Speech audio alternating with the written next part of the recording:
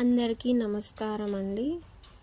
అన్నమాచార్య సంకీర్తన గట్టిగా తెలుసుకుంటే అనే సంకీర్తన వివరణ తెలుసుకుందాం మనం ఇప్పుడు.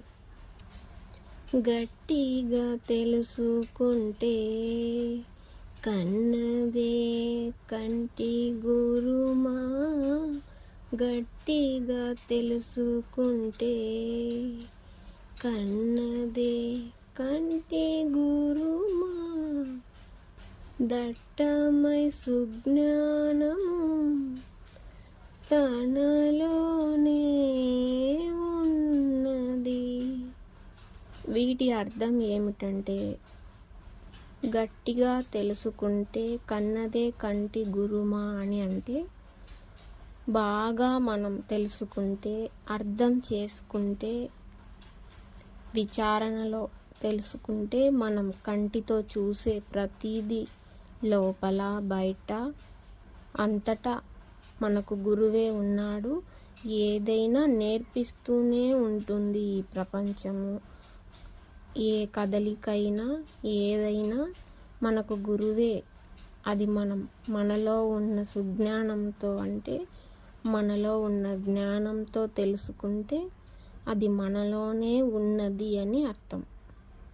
బయలే పంటలు పండే, బయలే పాడి పితికే, బయలు ప్రపంచమై భ్రమయించేను. బయలే పంటలు పండే, బయలే పాడి పితికే అంటే మనకు ఆధ్యాత్మికంలో లోపల బయట అని మనం తెలుసుకుంటాం కదా. అలాగా బయలే పంటలు పండే అంటే బయటనే, అన్నీ బయటనే ఉన్నాయి అని మనం అనుకుంటూ ఉంటాము.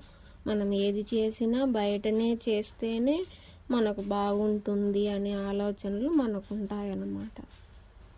బయలు ప్రపంచమై భ్రమయించేను అంటే అన్నీ బయట చూసి మనకు ఏదైనా ఇది కోరికలుగా భ్రమింపజేస్తూ ఉంటాయి.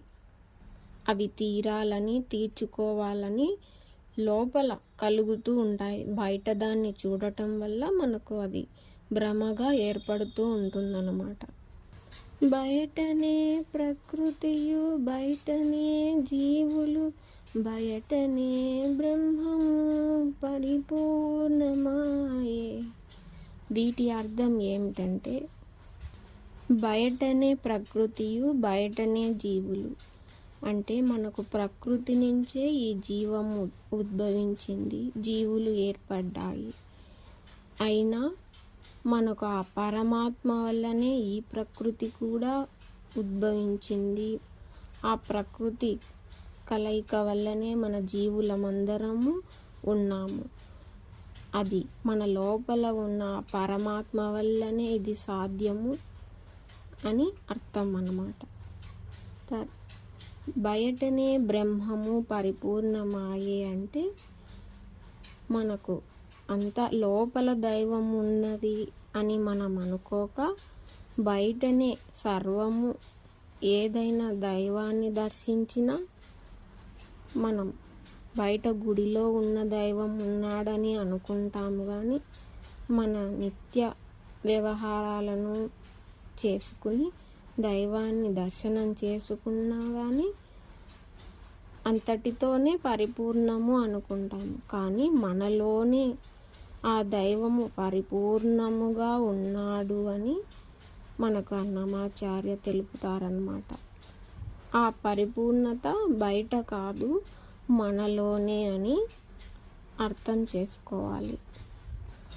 ఆకాశమే చూలాయే, ఆకాశమే రూపులాయే, ఆకాశమే సంసారమై అలవడెను. ఆకాశాన దివియును, ఆకాశాన లోకములు, ఆకాశాన శ్రీహరి అవతారమందెను.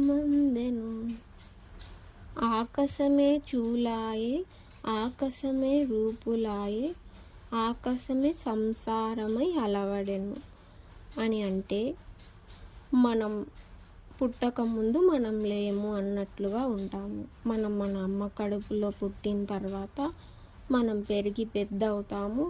మనకు పెళ్ళిళ్ళు అవుతాయి, మనకు పిల్లలు పుడతారు. వారికి పెళ్ళిళ్ళు చేస్తే వారికి పిల్లలు పుట్టి వారి పిల్లలు పెళ్ళిళ్ళు అవ్వడము, ఇలా ఒకరి నుంచి ఒక ప్రపంచమే ఏర్పడినట్టుగా ఏ జీవులకైనా ఒక జీవి నుంచి ఇంకో జీవులుగా అలా పరిక్రమించింది అంతా ప్రపంచమే రూపముగా అయిందని మనం అర్థం చేసుకోవచ్చు.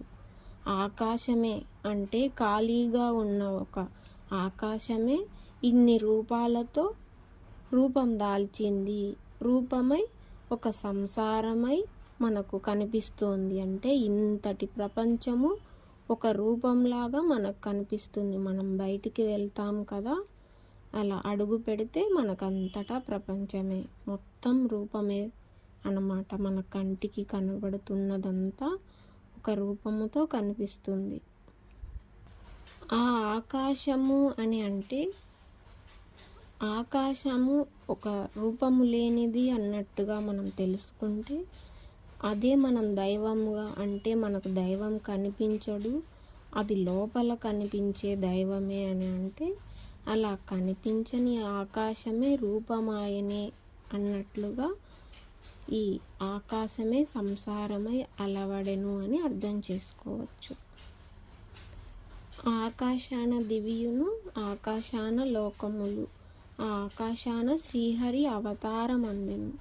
అంతటా ఆయనే దివియునందు ఆకాశము లోకములు అన్నీయు మనకు ఈ లోకములు కనిపిస్తున్నవన్నీ ఆ లోకములే, ఆ శ్రీహరి, ఆ శ్రీ వెంకటేశ్వరుడే అని ఆయన రూపాలే ఈ రూపాలుగా అని మనం ప్రతి ఒక్కరి యందు ప్రతి జీవుల యందు తెలుసుకుంటే, ఏమీ లేని ఒక సృష్టి, ఈ సృష్టి ఇంతటిగా మనకు రూపాలై కనిపిస్తుంది అని అర్థం చేసుకోవచ్చు. ఆ సృష్టే ఈ శ్రీ వెంకటేశ్వరుని అవతారములు, అవతారమందెను అని అర్థం చేసుకోవాలి మనం. అంతరంగమే భోగము, అంతరంగమే యోగము, అంతరంగమే అన్నిటికావాసమయ్యే, అంతరంగాన శ్రీ వెంకటాద్రిపుడున్నవాడు, అంతరంగాన మోక్షము అతడే యొసగను. వీటి అర్థం తెలుసుకుందాం. అంతరంగమే భోగము, అంతరంగమే యోగము అంటే మన అంతరంగమే భోగము అన్నమాట. అంటే మనకు హాయి బయట నుంచి దొరకదండి, మనకు మనలోనే ఉండటం వలన మనం అంతరంగం వైపుకి మన మనస్సుని అటువైపు మళ్ళించక, అది బయట ఉండడం తెలియక ఆ హాయి అనే ఆ భోగము ఎంతో సుఖంగా ఉన్నదాన్ని మనం తెలియక అలా బయటికి వెళ్తూ ఉంటుంది మన మనస్సు. అదే అంతరంగములో ఉన్న భోగము. అంతరంగమే యోగము అంటే మనం అంతరంగంలోనే యోగము అంటే ఎంతగా యోగము బాగుంది అనే పదం వాడుతూ ఉంటారు కదా అందరూ. ఆ యోగము ఏదో డబ్బుతోనో హోదాతోనో రాదన్నమాట. మనలో మనం నిలిచి ఉండే ఆ యోగమే ఆ యోగము అని మనం అర్థం చేసుకోవచ్చు. ఇక్కడ ఏ డబ్బుతోనో ఏ హోదాతోనో వచ్చే యోగాన్ని అటు ఇటుగా మారవచ్చు మనకి, కానీ మనలో ఉన్న ఆ అంతరంగాన్ని మనలో మనం ఉండగలిగితే ఆ యోగమును ఎవ్వరూ చెరపలేరన్నమాట. అంతరంగమే అన్నిటికీ ఆవాసమయ్యే అని అంటే అంతరంగంలోనే అన్నీ ఉన్నాయన్నమాట. మనకు తెలియకుండానే అన్నీ ఉన్నాయి. మనం కోపం తెచ్చుకుంటే దాని తగ్గ మనకు దుఃఖం రావచ్చు, దానివల్ల ఆవేశం కలిగి మనకి ఎలానో ఉండొచ్చు. అలాగే కరుణ వల్ల అంటే మనం ఎంత సెన్సిటివ్ ఉంటే ఏదైనా చిన్న విషయాన్ని చూస్తే మనకి ఎలాగో ఉంటుంది కదా, ఏదో దెబ్బ తగిలినా అయ్యయ్యో అనే అంత కరుణ ఉంటుంది మనలో. అలాగే ఇంకా ఎన్నెన్నో ఉంటాయన్నమాట. దయ, దాక్షిణ్యము, దానగుణము, సర్వము, యోగము, భోగము, ధ్యానం చేసే గుణము. మనం ఎంతో ధ్యానాన్ని చేస్తే దాన్ని పొందిన ఆ యోగము, అలా సర్వము మనలోనే. అది బయట నుండి చేసేది కాదు, మనం లోపల ఉన్నదానినే మనం గుర్తించటము. అవే మన అంతరంగములో అన్నీ ఆవాసమై ఉన్నాయి అని అర్థం అన్నమాట. అంతరంగాన శ్రీ వెంకట విభుడు ఉన్నాడు అంటే ఆయన మనలోనే, మన హృదయంలోనే ఉన్నాడు అని. ఎక్కడెక్కడో ఉన్నాడు అని కాదు, మనలోనే ఉన్నాడు, మన అంతరంగంలోనే ఉన్నాడు. ఆయన శ్రీ వెంకటేశ్వరుడు మన అంతరంగానే ఉన్నాడు. ఆయనే మన అంతరంగాన ఉండి మనలో ఉన్న కల్మషాలన్నిటినీ తొలగించి మోక్షాన్ని ఇచ్చేది అతడే మనల్ని తీర్చిదిద్దుకుంటాడు. మోక్షాన్ని ఇచ్చి అంటే అంతరంగాన మోక్షమిచ్చి యశగును అంటారు కదా, అలా మోక్షం అతడే యశగును అంటే ఆయనే మనల్ని తీర్చిదిద్దుకుని మోక్షాన్ని ఇస్తాడు. బయట కాదు, మనలోనే అని అర్థం అన్నమాట.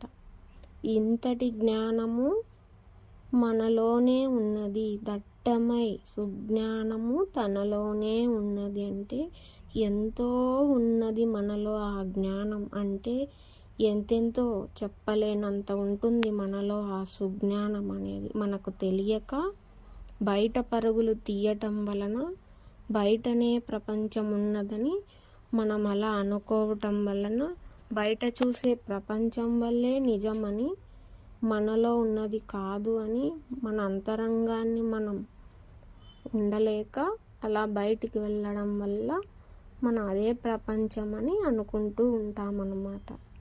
అది మనలోనే దట్టమై సుజ్ఞానం తనలోనే ఉన్నది అని అర్థం. అన్నమాచార్య సంకీర్తనలు ఎంతో అర్థవంతంగా ఉంటాయన్నమాట.